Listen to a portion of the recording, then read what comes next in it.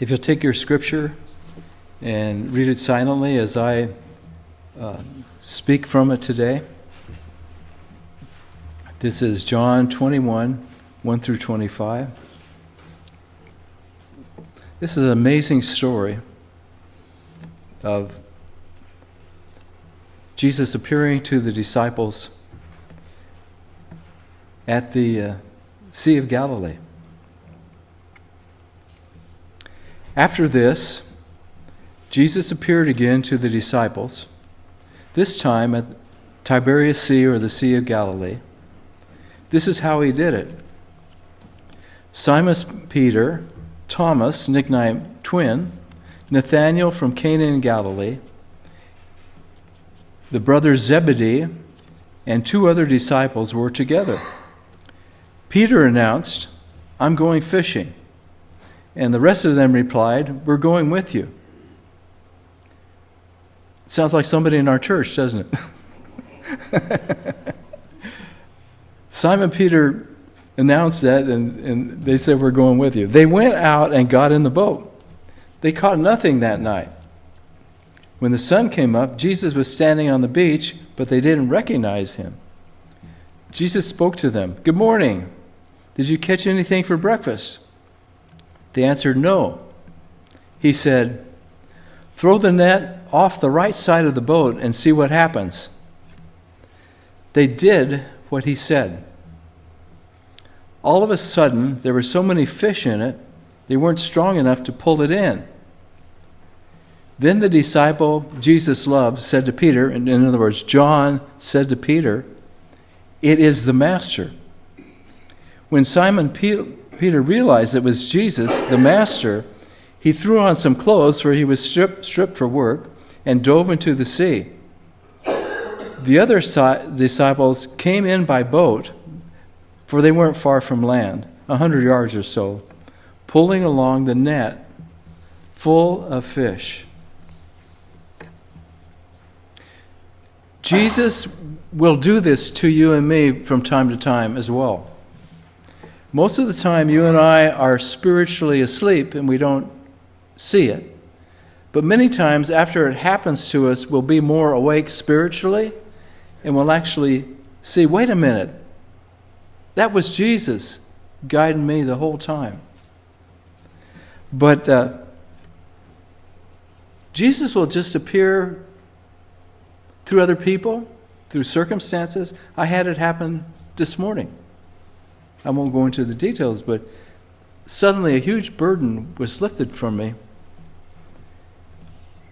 because Jesus spoke to me through another person. And John had the insight that it was Jesus. He was the first disciple to realize, wait a minute, why in the world do we obey this stranger and throw the net over the right side? And why do we catch so many fish? The next paragraph talks about they actually counted the fish. It was a huge amount of fish for the Sea of Galilee. And he said to Peter, "It's Jesus, it's the Master." I don't want to know what kind of clothes Peter had on, but he didn't have very many on. He might have not had any on. When you work in the hot sun, you don't want a lot of heavy garments on. But when Peter realized it was Jesus, he put on some clothes to look a little more decent, and he swam with his clothes on. He swam 100 yards. Now, when I was up in Hume Lake that I mentioned about earlier, I was in a 1.5 mile race. I came in second. I've been swimming all summer in a mountain pond. Along the San Ynez River, there was a big pond. But this one guy, he was just a better swimmer than me, and he beat me. But I can't imagine swimming 100 yards fully clothed. I worked at a boat dock at Lake Cachuma. That's where the San Ynez River went into. And several times, every one of us that worked on the boat dock, we'd trip and fall in the lake fully clothed, you know. And I learned one thing: if you're falling in the lake fully clothed, your first job is just to stay above water and not get panicky, you know. Then you swim slowly to get out because those clothes impede your ability to swim. I can't see Peter swimming slowly. I think he jumped in and swam as fast as he possibly could, fully clothed. When they got, the second paragraph in this passage in John 21, when they got out of the boat, they saw that a fire had been laid with fish and bread cooking on it. Jesus said, "Bring some of the fish you just caught." Simon Peter joined them and pulled the net to shore, 153 big fish. These were not, and incidentally, those fish are tilapia. We now raise tilapia in the United States in farm ponds. But it's a fast-growing subtropical fish that's always lived in the Sea of Galilee. Isn't that interesting? And the Sea of Galilee, the Middle East, and North Africa. And so when you eat tilapia, you're actually eating the same fish here. But, you know, tilapia can get pretty big, 153 big fish. And even with all these fish, the net did not rip. Jesus said, "Breakfast is ready." Not one of the disciples dared ask, "Who are you?" They knew it was the Master.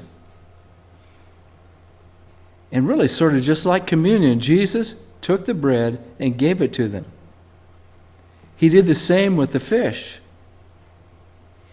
Now, this was the third time Jesus had shown himself to be alive to the disciples since being raised from the dead.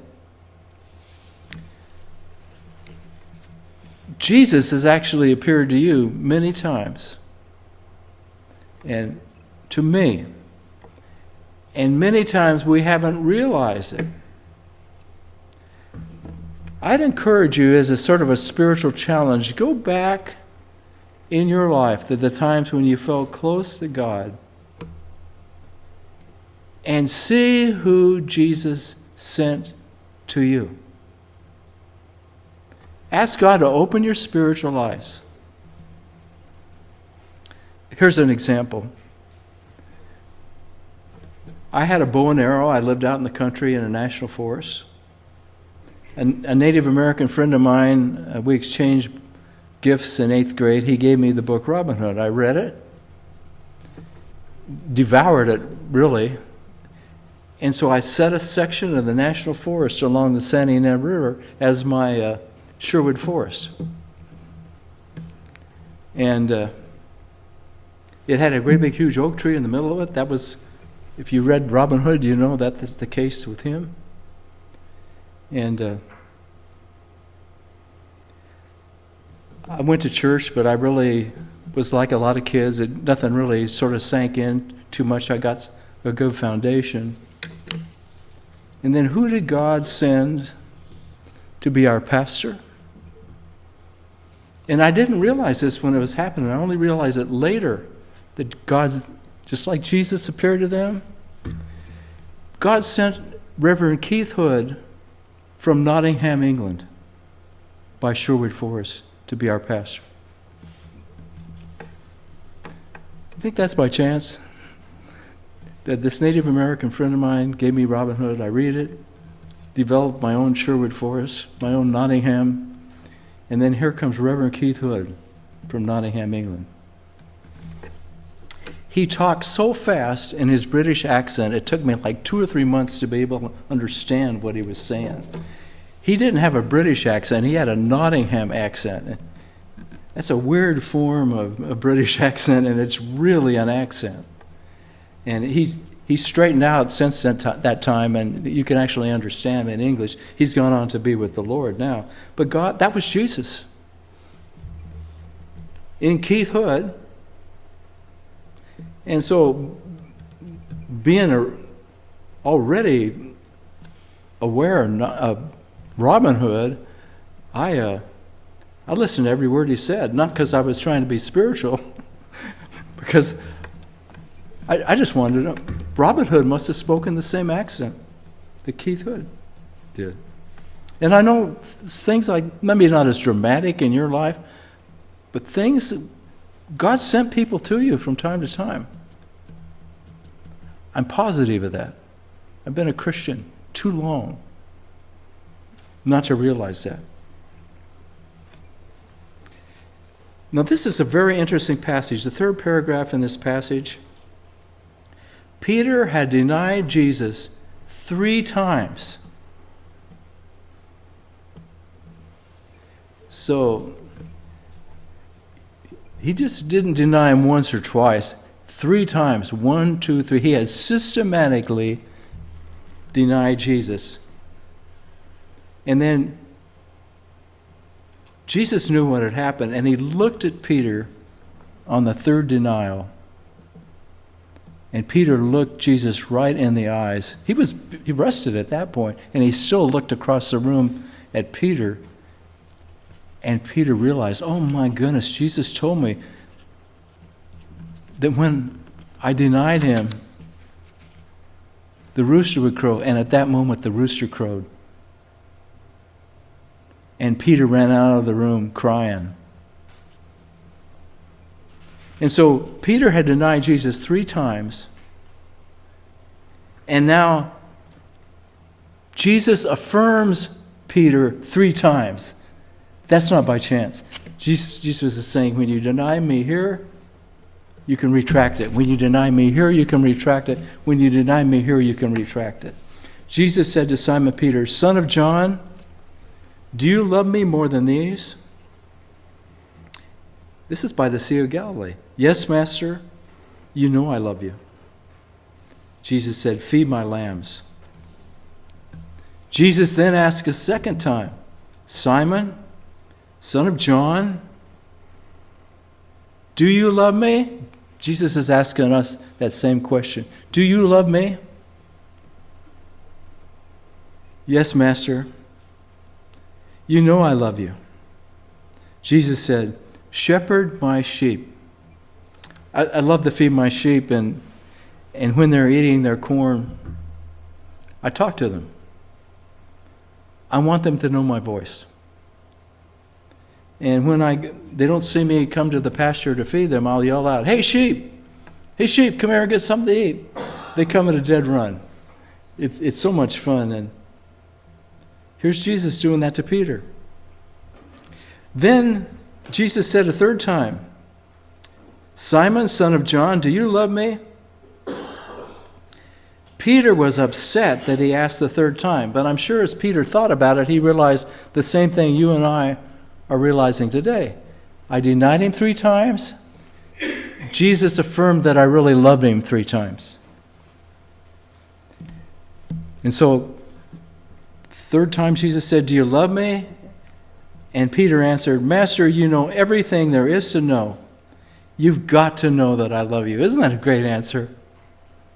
That's a tremendous answer. Jesus said, feed my sheep. And then Jesus explained what was going to happen to Peter later on. I'm telling you the very truth now. When you were a young man, you dressed yourself and went out wherever you wished. And when you get old, you'll have to stretch out your hands while somebody else dresses you and takes you where you don't want to go. Jesus said this to hint the kind of death by which Peter would glorify God. And then Jesus commanded Peter, follow me. And I've never heard this talked about in Protestant churches, what I'm going to tell you now. Peter was crucified in Rome.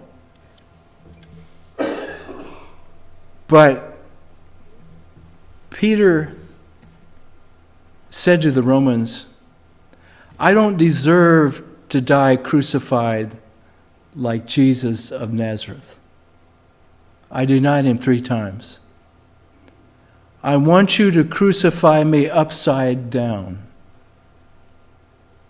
And Peter died on a cross upside down because he had denied Jesus of Nazareth 3 times, and he didn't think he was worthy to die like Jesus died. Isn't that an amazing story? I have never, ever heard that in a Protestant church.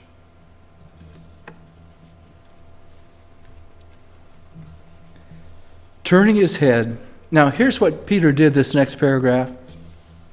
That was pretty intense conversation with Jesus, right? So Peter wanted to take the intensity off of it. He wanted to take the spotlight off himself. Haven't you and I done stuff like that? Brothers and sisters do this a lot. Susie, why'd you do this? Well, Johnny did the same thing. Johnny, why in the world did you do this? Well, Susie did the same thing. Everybody does that as kids. Or if you don't have a brother or sister, it's a neighborhood kid, or everybody in my class at school does this. You know how that goes. And so it was so intense, Peter changed the subject. Peter was so like you and me, it's unbelievable.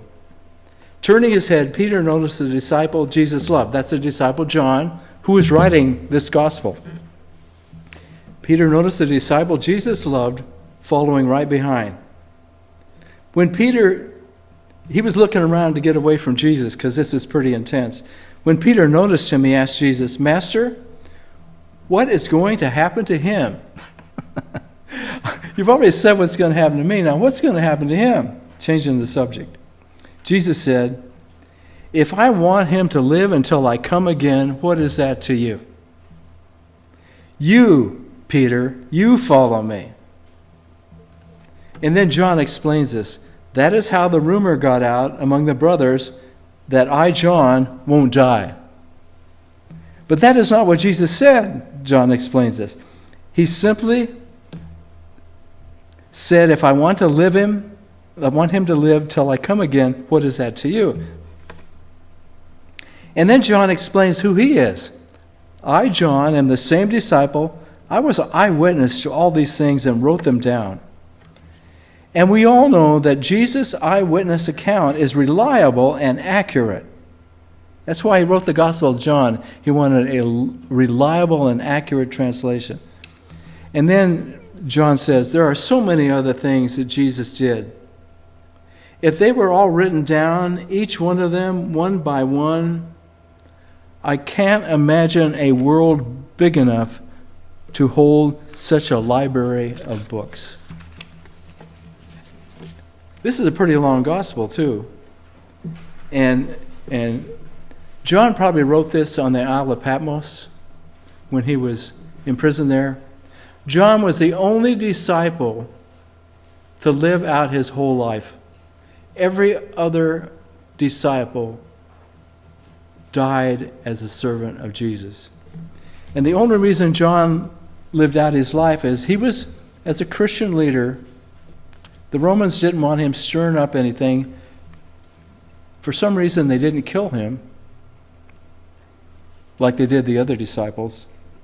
And so they put him on the Isle of Patmos as a prisoner. And he lived to be, most people think he lived to be about 80 years old, which in those days is like living to be 100 today. So he was pretty old when he was writing this down. And to a certain extent, when Jesus said, if I want him to live till I come again, Jesus gave, and God gave John, a real long life, a very long life. In many ways, this passage in John 21 is all about Peter, isn't it? But in many ways, many more ways, it's all about Jesus. He really loved Peter. Right away, right at the very beginning, he says, you are Peter. I'm going to name you Peter, which in Latin means stone, rock. I'm going to name you Rock because you're going to be the leader of these 12 apostles. You're a rock. Notice the other disciples didn't do what Peter did. They didn't jump out of the boats and swim fully clothed to Jesus. They just gradually got their ships close to shore. Peter did not want to be gradually close to Jesus. He wanted to be close to Jesus right away. He really was a tremendous leader. He had a lot of blind spots. He was just like you and me. Had a lot of blind spots. On the Mount of Transfiguration, Peter wanted to set up 3 little chapels, one for Elijah, one for Moses, and one for Jesus, making Jesus equal to Moses and Elijah. And Jesus said, wait a minute. You're out of line here. And of course, when Peter said that, then the glory of God left. Peter was just doing his own thing. And how many times have you and I done our own thing? Something really spectacular happens spiritually, and we change the subject and talk about John, or something really happens spiritually, and it gets a little too intense, and we rather do a building project like Peter than just enjoy the fact that Moses and Elijah, the 2 greatest prophets in the Hebrew Scriptures, Moses and Elijah came and spoke with Jesus on the Mount of Transfiguration. So there's no question, is there, in John 21, that Jesus was risen from the dead. And every time you eat tilapia, I want you to remember that. That's the same fish. Isn't this amazing? And this is only recent American history. We weren't raising tilapia when I was growing up. We were catching bluegill. And tilapia are like big, tasty bluegill. But also remember that you and I are a lot like Peter. We've denied Jesus. Every one of us have denied Jesus, verbally or by our actions. And yet Jesus is always saying to you, till the day you die, Jesus is always saying to you, do you love me? Do you really love me? Do you really, really love me? Feed my sheep. Spread my news. Tell other people about God's love. Amen.